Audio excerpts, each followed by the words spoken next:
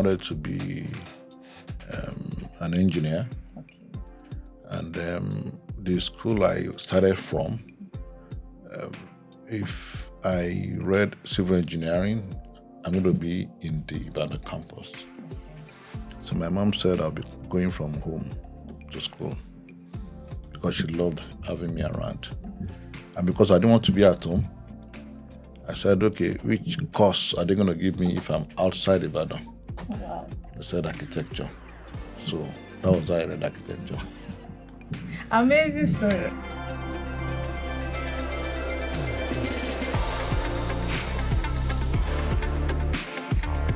Hello everyone, and you're welcome to the Startup Show, a show where we talk about career, business, entrepreneurship, and so forth. I am Glorie Tee, and I have an amazing guest here with me. Somebody very important, very special, great man of God that you've been seeing on your screens, but you did not know that there is a career side to him. And I'll allow him to introduce himself because if you leave me to it, I'll go on and on. Okay, you're welcome, sir.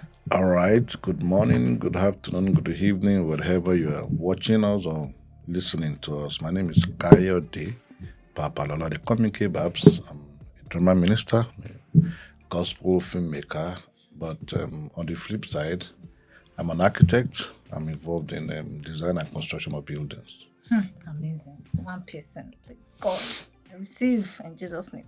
Okay, so straight to what our daddy is here for today. So, what made you go into architecture? Like, why architecture of all things? Like, why? Well, that story is a long one, but I'm going to give you a shorter version.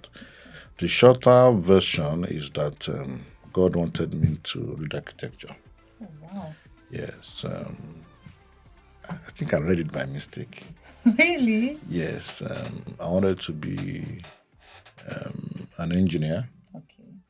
and the school I started from, if I read civil engineering, I'm going to be in the Ibadan campus. Okay.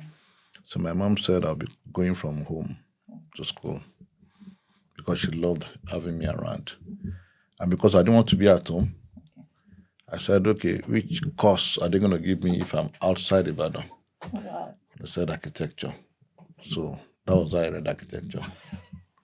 Amazing story. In fact, So because I didn't want to be coming from home, I wanted to have that campus experience. But when it was until I entered that I realized it was God at work. Architecture is almost the same thing as what we do here because it's but a creative process. yeah. And then if you read architecture, you could stand on your own. You know, I have never worked with anybody, for anybody in my life. Wow. Yeah, so God knew that I'll be demanded on the field. God knew that ahead of time that I will have to always be on location. So God gave me a career that can make me stand on my own. Of course, I have people working for me and with me.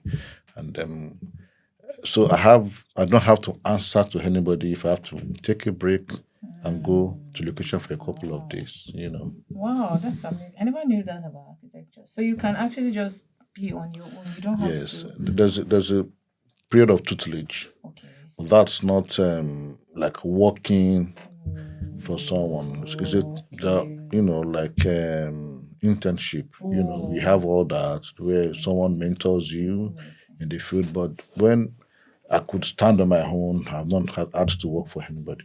Wow, that's amazing. Great knowledge there. Yeah. Okay, sir. So let's just talk about because there's this it's not rampant, but it's often. We've been hearing of collapsing buildings and so forth. So, with your knowledge on architecture, what do you think is the cause of this buildings? You see, like 6-story building collapses, 3-story building, all of a sudden, So, what do you think is the cause of this? Even bungalows collapse. Even soakaways collapse. Wow. Any structure can collapse. Two things majorly. First one is greed. The second one is ineptitude. You know, you cannot do beyond your best. You cannot do beyond what you know. So if you don't know, you don't know. So some people, they don't know better. They don't know the right mix for concrete. They don't know the right reinforcement for a structure. and they just started and then they just went in and without getting proper knowledge about what you're doing. So, ineptitude, lack of proper training and technical know-how is the first. But the second, the most important one is greed. If you're supposed to use 10 bags of cement and use 4.5 bags of cement, it will show. If not today, it will show later on. So, people want to cut corners, they want to cut costs, and then it's at the risk of human lives and properties. So, those two things, lack of technical know-how, to understand what you're supposed to do in terms of reinforcement, in terms of concrete mix, in terms of stability of structures, and then the major thing is greed. So when people try to cut corners, And not use the right materials for them to use so that they can cut costs. but what if they tell you they don't have? Some people just say they don't have up to that amount. So you should just Whatever you have can do something. something. Okay. So you can't have money for a 3-bedroom bungalow. I want to build a skyscraper, maybe a 4-story building. It doesn't make sense. So build according to what you have. Cut your quote according to the material available. So, sir, do you have any experience with people who have made bad decisions, clients who have made bad decisions regarding course. building? Can you share some of it? Of course, sometimes someone will tell you that I do not need to use an architect. There's a man, Baba Mukala, who is an experienced bricklayer. Okay. And then he has been doing this over time, and then he even knows more than you people that went to school because he's practical. And so you leave them, and then they come back, and then they start crying because Mukala has dealt with them. You see, the thing is, I always tell people that yes, we draw lines in architecture, but behind every line there's a science to it. You are not just drawing lines. A lot of factors are put into design. Look at the sunrise, sunset. What you want is that by the evening when someone comes back from work, his bedroom does not fall in the place of sunset so that maybe he wants to relax or something. Where the people spend most of their time, there is always this psychology and science behind everything you do. But people don't know that. They just think you're just drawing lines. And that's why they go to draftsmen. Draftsmen know how to bring out what you have done, bring out lines. But there's a science behind it. It's about stability because architecture hinges on 3 major factors: stability, functionality, aesthetics, functionality, and strength. Strength, stability, 1; functionality, 2; then aesthetics. So all those 3 parameters must be put in place. So sometimes some clients want to be smart. They will say, or you give them a bill, and then they will tell you there's another carpenter that promises to do it for lesser. And then you realize at the end of the day that your fingers get burnt. That's serious. So if I want to build a house today, let's start from the basis. What do you think I should know regarding documentation, land, acquiring, and all of those things? What are some knowledge? Okay, there are lots of documents out there, legal documents that confers ownership of land to you. There's deed of assignments, there's, deeds. Land agreement is not so strong, except it is registered, the Ministry of Lands and Housing and all that. A survey plan does not confer ownership, but it's good for you to know the size and shape of your land. But apart from that, make sure that you have deed. If it's possible, you go as far as getting the C of O, at the secretariat, so that you can be sure that you are the owner of your land. But before you even buy any land, you should do vetting. Go to the Ministry of Lands to know, number 1, does this land belong to someone else? Number 2, does it not fall under government acquisition? Because it might not be now. This circular road thing that they're doing now, it didn't just come out. There's been plans for it before. Sometimes government will say this place we're going to build airport. 20, 30 years after that, they might not build the airport, but it has been earmarked for airport. And because the government has not come to build that airport now, you think it's free. So they sell the land to you, and then as you start building, maybe you are even living in there, the government comes one day and red marks and say, this is a land belonging to the government. So all those things are there. You have to do your research and vet to understand if it does not fall under government acquisition. So that's the base basically for lands. But moving over to construction, the first thing is the survey plan. The survey plan is done by registered land surveyor. Land surveyor. So what they do is to give you the size and shape of your land, the coordinates, the exact location of the land, the size and the shape of the land.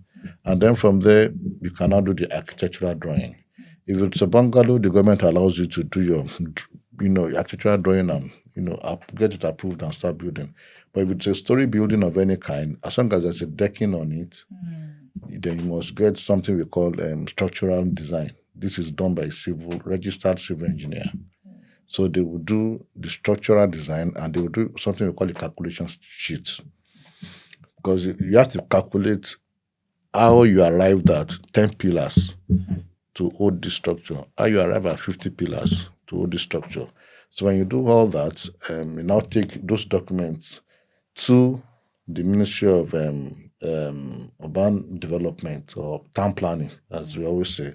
So they will come and visit your land, because there's also the first document you have on the architectural drawing is what we call a location plan. It tells us, it describes how to get to the land. So they come, inspect the land, do their analysis, and then there are other documents you have to get. There's the EIA report, there's the SERAP and all that. So, wow, that's a lot. Because what the EIA does is EIA is done majorly for public buildings, a church, a supermarket, a mall, environmental impact analysis. What that tells us is that this structure you want to build, how does it impact your immediate environment?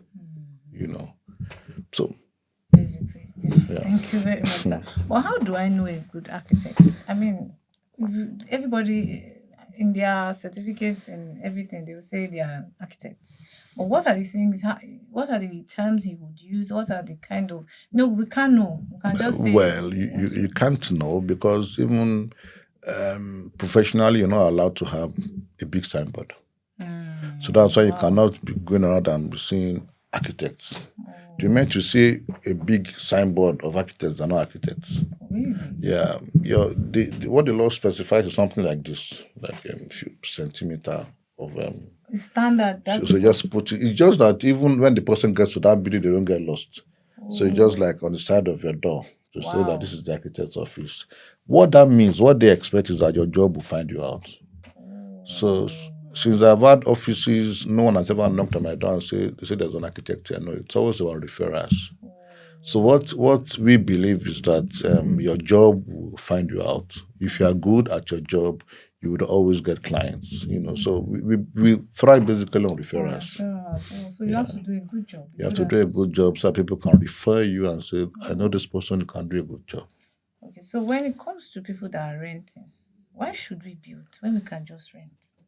What is the investment in building as opposed to renting? Okay, there's a lot of advantages in building other than rent. Number one, if you rent, one day the landlord can say once you use the house, they increase rent every year, and then you're responsible for the maintenance of the building, even though it was supposed to be the job of your landlord. But most times landlords don't do it. So you're having plumbing issues. Are you going to wait for your landlord?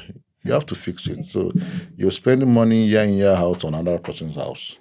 And it does not mean it cannot increase your rent anytime he wants. And then after a while, he says if someone wants to use the house, or he dies and the children says he wants to sell the house. So you're like that. So, but building, number one, the permanency is there. It's a permanent thing. No rent increase. You know that it's yours, it belongs to you. Number two, it's a property that you can use to borrow money from the bank because it's an asset. You can use it to borrow money from the bank. You can use it to stand as collateral for anything you want to do. And then land appreciates, building appreciates. Building itself might not appreciate, but the land on it appreciates. And so you know that the value keeps increasing every year. And that's the value of real estate. That's what real estate means. The value keeps increasing every year. It's your building. Any money you spend maintaining it belongs to you, and the building belongs to you. So you're not feeling bad for upgrading the building or maintaining it. as it were. Then the Bible also said that a good man leaves inheritance for his children. So after you are gone, your children have something that they can say it belongs to our father. It's our father's house. So those, amongst other things, are the benefits of having your own house. But if it's a rental, the next year we can be paying 400,000 naira this year, and next year the owner brings a letter and says it becomes 800,000, it becomes 1.5 million naira, and then for how long are you going to keep spending that money? So it makes sense to have your property. It's your base. In the the Old Testament, God was always talking about your place, your land, a place that belongs to you, that you can always say, "This is mine." So it gives you that stability over the years. But will you advise people to build in this economy? Or would you advise them to wait or something? I don't know. Yeah, we have to build because if we see Nigeria is going to get better, it's a prayer. It's a prayer. We are just trusting God that we don't want to say anything bad. So those who built 20 years ago, 20 years ago was hard in Nigeria. Yes, true. Very true. 30 years ago was hard in Nigeria, but baby built. And the amount you used to build 20 years ago, 30 years ago is not the amount you're going to use to build this year or next year or in 5 years to come. So even though it's hard, build, because I don't know whether it gets better. So we should just try. Try. What I now advise is that you can build according to your pocket. Okay. What that means is that if you know you don't need 3 bedrooms, why not do 2 bedrooms? You can reduce as much as possible the amount of columns, pillars, concrete work you're going to use, so that even if you want to have a beautiful facade in the front, you can use blocks to try and replicate pillars instead of concrete, granite, sand, cement, iron rods, and all that. So you can talk to your builder, your architect, to find a way to economically manage your resources in such a way through design. Manage your resources so that you don't have to spend so much money. You can also build in installments. So if you are going to 4 bedrooms, you can do 2 bedrooms first, roof it, and in the way you are done it in a creative way, people won't even know that there is room for extension. But you will know that in the next 5 years, 2 years, whatever, when God blesses me, I'm going to extend this part. It's in the original design. But there are always creative ways of managing your resources so that it doesn't become a burden to you. But I used to hear this word draftsmen. How are they different from architects? What's the difference? Okay, draftsmen didn't go to school or didn't go to architectural school. Architects studied architecture in the school. So sometimes people after secondary school, they go to learn draftsmanship. It's like you're learning hairdressing, learning plumbing, learning electrical stuff. So they go to drafting school to learn to become a draftsman. But drafting is just one element of several things that architecture deals with. So a draftsman can't call himself an architect because he has just learnt just one aspect. If there are 20 things and you just learnt one out of 20, you can't call yourself an architect because there are other things that you learn in architecture school that they don't teach you in drafting school. So drafting is so most times draftsmen work under architects. Architects design, draftsmen bring the design out. So they still work together. Yeah, they still work together. Okay, so do you think there are some similarities with drama ministry and architecture? Yes, creativity first and foremost. You are creating something out of nothing. Both of them start with a thought. I want to make a film. I want to build a house. Okay. After that, what next? I get a blueprint. So architectural drawing is a blueprint. A script is a blueprint. You can't build without architectural drawing. It tells you what you want to build. You can't make a film without script. The script tells you what to do. So there are workers, artisans in filmmaking. There's the soundman, lightman, set designer, makeup artist. You have plumbers, you have electrical people, you have bricklayers, you have carpenters working under a director. The engineer, the site engineer, or the architect, or the film director. So there are a lot of similarities. And when both of them comes out, the building comes out finally, the film comes out in post-production, they are beautiful to behold. You'll be like, wow, thank God. So, what advice would you give to an architect? Somebody who is, designed to study architecture, or somebody who just graduated and just doesn't even know where to start from? Okay, if you are graduated from architecture school, fantastic.